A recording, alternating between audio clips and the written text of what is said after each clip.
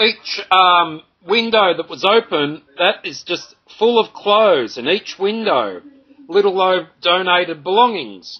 I was there in my volunteer days, you know, a little bit ashamed about it, but I was there, I'd done it when I was in Bathurst many years ago, and we moved the carpets, we moved a lot of things, we moved all this furniture, moved all this clothing into the rooms in there. There was even food stored in this old nursing home also.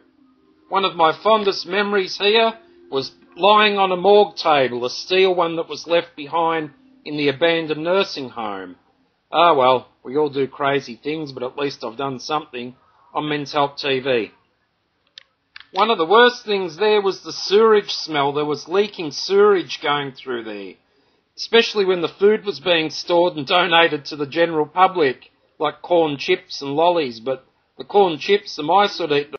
Well, actually, the rats would eat into the bags of the corn chips that were donated from the food bank. And, you know, we'd just have to keep sweeping up the corn chips or try to get the corn chips donated out to the general public before more rats would eat them and the next load of food. Yeah, it was life back then. That's the way we lived.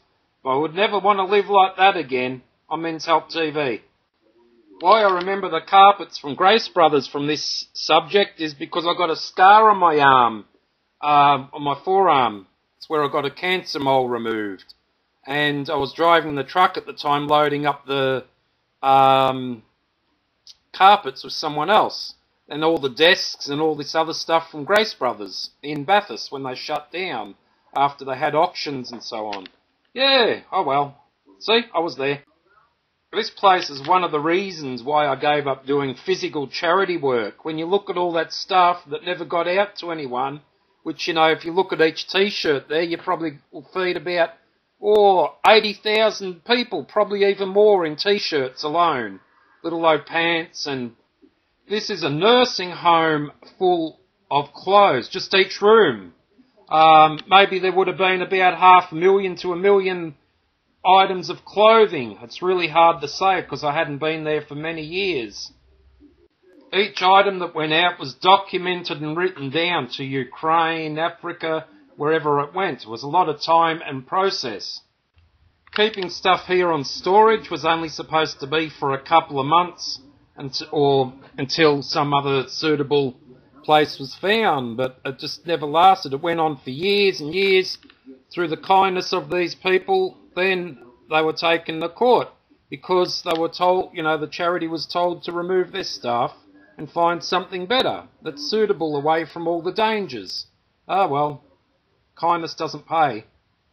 The amounts of volunteers that passed through this shop or this establishment as much as others was amazing. But people gave up in the end because it was just a never-ending task. And, you know, you would work there probably from 7:30 in the morning to 5:30 at night. And it was just too much. Day in, day out. Day in, day out. You know, some people aren't alive anymore now. Breathing the vapours of the dust, the sewage and other things that, you know, the poisons in there would make a lot of us sick. You know, we'd be really, really sick in the end, you know, because we didn't have masks at the time. We didn't have, you know, why should we have masks in the abandoned nursing home? But yeah, we got sick really big time. There was no toilets there either. Well, I think there wasn't. The Department of Health wanted to close it down many years ago because it was unsanitary. Not to be mean, but it posed as a health risk at this place. We would move things around in here through use of trolleys and hospital beds, just packing the goods on top of it and moving it around. But it got too much. There was too much. This is my memory of this place. If it's accurate or inaccurate, time has passed by. But I would say most of it was accurate because I was there.